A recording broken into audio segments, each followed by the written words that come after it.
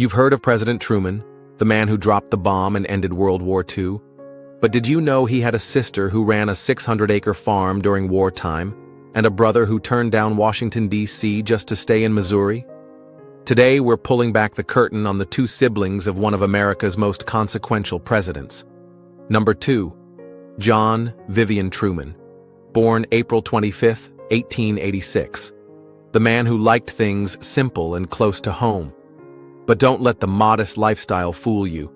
He had a long career of real influence. In fact, he turned down a job in Washington, D.C. during his brother's presidency.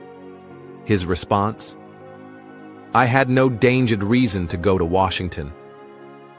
Growing up, John Vivian was close to his older brother Harry. When Harry came back home in 1906 to help run the family farm, the two worked side by side.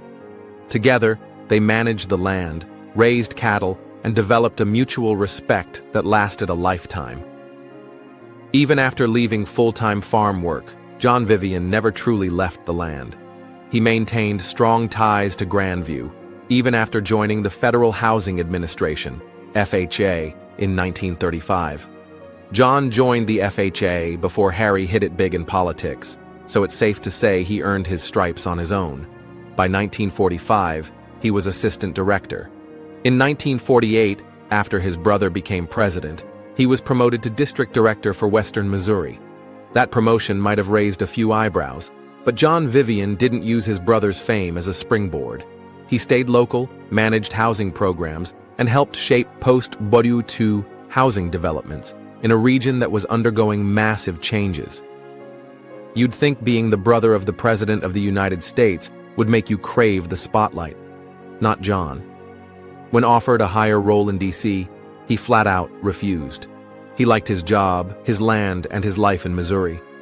He once said he didn't want to be mistaken for his brother any more than he already was, which apparently happened a lot, thanks to their physical resemblance. He wasn't running from fame, but he wasn't chasing it either. John Vivian married Luella Campbell in 1911, and together they raised 6 kids: John Curtis Truman, Callie Louise Truman, who sadly passed away young, Fred Leland Truman, Martha Ann Truman, Harry Arnold Truman, Gilbert Vivian Truman. They lived a quiet but full life, rooted in tradition. He kept working well into his 70s, resigning from the Jackson County Board of Election Commissioners in 1964 after his doctor advised him to slow down. John passed away on July 9, 1965, at the age of 79. He was remembered for his love of the land, his commitment to local governance, and his refusal to let national fame pull him away from what mattered most: his family and his community. Number 1. Mary Jane Truman, the youngest, was born on August 12, 1889. She had a sharp wit, a strong sense of duty, and a soft spot for animals and art. She may not have graduated from college, but don't let that fool you. Mary Jane was no pushover. After bouncing around Missouri in her early years, the family finally planted roots in Grandview. But it wasn't all wheat fields and sunshine. Life on a farm in the late 1800s was hard. And when Harry went off to serve in World War I, guess who ran the entire family farm? That's right, Mary Jane. Picture this: hundreds of acres of wheat and livestock, all managed by a woman in her 20s, with barely any help. With her brother in France and farm hands scarce due to the war, Mary Jane stepped up. She wasn't just planting and harvesting, she was coordinating shipments, maintaining equipment, and leading a crew in an era where women weren't even expected to vote, let alone run a business. Mary Jane didn't just work the land, she also worked the room. She was deeply involved in the Order of the Eastern Star, a Masonic-adjacent women's organization. And not just involved, she was a charter member of the Grandview chapter and eventually became the worthy Grand Matron of Missouri in 1950. That's the highest title in the state. Despite living in the shadow of the Oval Office, Mary Jane remained incredibly close to Harry. When he became president, she visited him often at the White House and Blair House.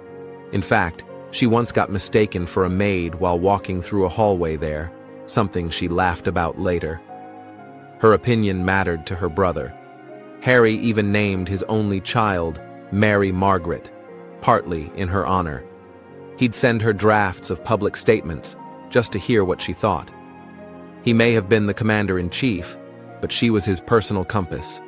In one hilarious memory, Mary Jane was racing down the highway with a Secret Service driver on the way to an Eastern Star event and got pulled over. Even having a brother in the White House couldn't get you out of a ticket. She wasn't married, never had children, but her life was full. Mary Jane lived a long, independent life, passing away on November 3, 1978, at the age of 89.